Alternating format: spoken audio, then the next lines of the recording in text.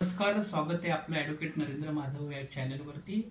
आपण आज एक वेगळ्या विषयावरती बोलणार आहोत। तो विषय असा आहे की महसुलीचे जे कायदे आहेत त्या महसुलीच्या कायद्याच्या अनुषंगाने सगळ्यात महत्त्वाचा येणारा जो अस्पेक्ट आहे तो म्हणजे कुळ कायदा। तर कुळ कायदा म्हणजे काय आणि कुळ कायद्याच्या अनुषंगाने येणाऱ्या वेगवेगळ्या गोष्टींच्या संदर्भामध्ये आपण आता बोलणार आहोत। तर कुळ कायदा म्हणजे काय हे सर्वप्रथम आपण बघूयात। तर कुळ कायदा म्हणजे दुसऱ्याची जमीन एकतर कायदेशीररित्या कसणारा व प्रत्यक्षात त्या जमिनीमध्ये कष्ट करणारा व त्या शेतामध्ये राबणारा जो माणूस आहे त्याला कुळ असं म्हटलं जातं।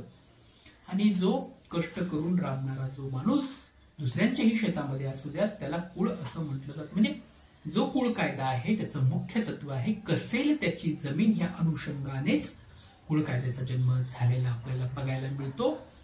इसवी सन 1939च्या कुळ कायद्यानुसार सर्वप्रथम जमीन कसणाऱ्याच्या कायदेशीर कुळाची नावे त्याच्या सातबाऱ्यावर व इतर हक्कामध्ये हक नोंदवण्यात गेलेले आपल्याला पाहायला मिळतात।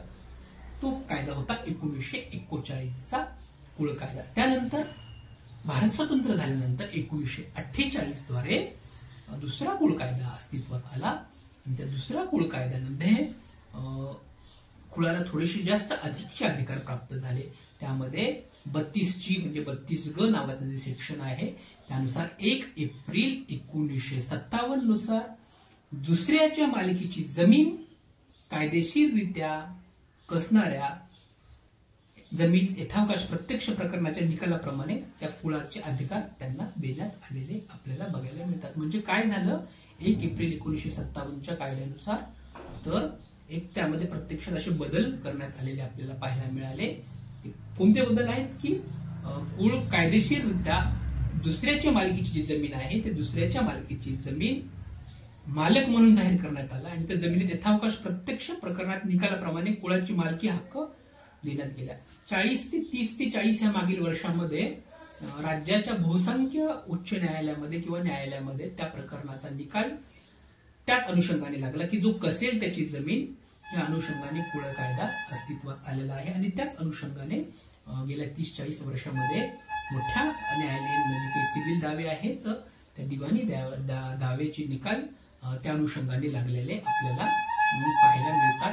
त्याचबरोबर तरी देखील इतर वेगवेगळ्या कारणामुळे आणि जे काही तांत्रिक दुसरे काही गोष्टी आहेत सिव्हिल कोर्टामधल्या किंवा काही बऱ्याचशा तांत्रिक बाबी आहेत त्या वेगवेगळ्या कारणामुळे वरिष्ठ न्यायालयात चाललेल्या अपिलामुळे अजूनही कुळ कायद्याचे मोठ्या प्रमाणात दावे जे आहेत ते प्रलंबित आपल्याला बघायला मिळतात। संयुक्त कुटुंबातील कोणत्याही व्यक्तीची जमीन कसली तरी ती जमीन मूळ मालकांनी किंवा मूळ खातेदारांची स्वतःची कसली असे कुळ कायदा मानतो। म्हणजे आपल्याकडे बघा की ग्रामीण भागामध्ये संयुक्त कुटुंब पद्धत अस्तित्वात आली आहे आणि त्याच अनुषंगाने शेती करण्यात आलेली आहे। त्याच शेतकरी जो आहे तो शेतकरी संयुक्त कुटुंबात राहतो, सर्व मिळून शेती करतात। परंतु त्याचा सगळ्यात महत्त्वाचा भाग ह्या कायद्यामध्ये असा आहे की संयुक्त कुटुंबातील कोणत्याही व्यक्तीने जमीन कसली तर जमीन जी आहे ते मूळ खातेदार जो मूळ आहे मूळ त्याची स्वतःचीच ती कसली असे कुळ कायद्यामध्ये कबूल करण्यात येते किंवा कुळ कायद्याची तरतूदच मुळामध्ये तशी आहे। त्यात एक उदाहरण आपण घेऊयात की एक शेतकरी कुटुंबातील एक माणूस आहे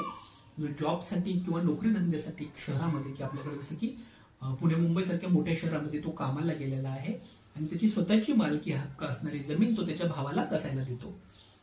कालांतराने त्याचा जो भाऊ आहे तो भाऊ त्या ठिकाणी मयत झालेला आपल्याला बघायला मिळतो आणि तो भाऊ मयत झाल्यानंतर त्या भावाची जी मुलं आहेत ती मुलं ती जमीन कसायला लागली आणि त्यांच्या असं लक्षात आलं गावातल्या काही भावकीच्या लोकांनी किंवा आजूबाजूच्या दुसऱ्या लोकांनी त्यांना असं सांगितण्यात आलं की बाबा तुमची जी कसताय ती जमीन आहे ती तुमच्या चुलत्यांची आहे, तुमच्या काकांची आहे आणि तुम्ही कसं त्यावरती तुमचा कुठलाच मालकी हक्क नाही असं ज्यावेळेस त्यांच्या लक्षात आलं त्यावेळेस त्यांच्या मनामध्ये कुठेतरी जमीन कसण्याची लालसा निर्माण झाली की बाबा कुळ कायद्यामध्ये अशी तरतूद आहे कसेल त्याची जमीन त्या अनुषंगाने आपणही आपली नावं सातबाऱ्यावरती फेर नोंदवून घ्यावा।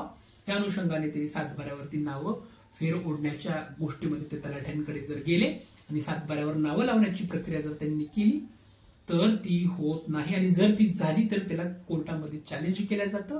कारण मुळामध्ये जी कुळ कायद्याची ती तरतूद आहे ती तरतूद वहिवाटाची नावे जी आहेत ती जमीन जी कुळ आहेत ते घरातील जी कुळ आहेत त्यांची नावे त्या कायद्यामध्ये लावता येणार नाहीत। म्हणजेच पुतण्यांना वाटलं असेल की जमीन त्यांच्या अनुषंगाने हळूच सातबारावर त्यांच्या जे पुतणे आहेत त्यांनी नावं जरी लावली तर वहिवाटाची नावं लावल्यानंतरही घेतलेली जमिनी कुळ कायद्याची असल्या कारणाने कुळाची असल्याचा दावा दाखल केला. परंतु कोर्टाचा निकाल नेहमी हाच असतो की जो घरातील इतर माणसं आहेत त्या घरातील माणसांना कुळ होऊ शकत नाही. कुळ कायद्यामुळे कसेल त्यांची जमीन हे जरी तत्व असलं तरी घरातील भावकीतील नात्यांना कसेल त्यांची जमीन या अनुषंगाने कुळ कायद्यामध्ये नावं लावता येतात नाही. असे बरेचसे कोर्ट मॅटरमध्ये त्या न्यायालयाने न्यायनिवाडे दिलेले आहेत. म्हणजे जर एखाद्या भावकीतल्या लोकांना असं वाटत असेल की एखादा भाऊ आपला कामानिमित्त पुणे मुंबईमध्ये मोठ्या शहरामध्ये कामाला आहे आणि त्याची जमीन आपण कसतो आहोत, त्याच्या अनुपस्थितीमध्ये आपण कसतो आहोत म्हणजेच आपण आपला मालकी हक्क लावून घेऊया, अशी जर काही जणांची धारणा असेल तर असं कुळ कायद्यामध्ये होत नाही. कारण कुळ कायद्यामधला सगळ्यात महत्वाचा दावा आहे की जी घरातील जी वहिवाटाची जमीन आहे ती घरातील जमीन मध्ये घरातील माणसाला कुळमध्ये नाव लावलं जाऊ शकत नाही. तर हा आपण आज कुळ कायद्याची माहिती घेतलेली आहे. व्हिडिओ तुम्हाला आवडला असेल तर नक्की लाईक करा, सबस्क्राईब करा. कारण तुमच्या लाईक आणि सबस्क्राईबमुळे आम्हाला आमचं मनोबल वाढतं. आणि जे ॲडव्होकेट नरेंद्र माधव हे चॅनल आहे अनुषंगाने आम्ही वेगवेगळ्या कायद्याची माहिती आपल्यापर्यंत घेऊन येणारच आहोत. नक्की बघा. धन्यवाद.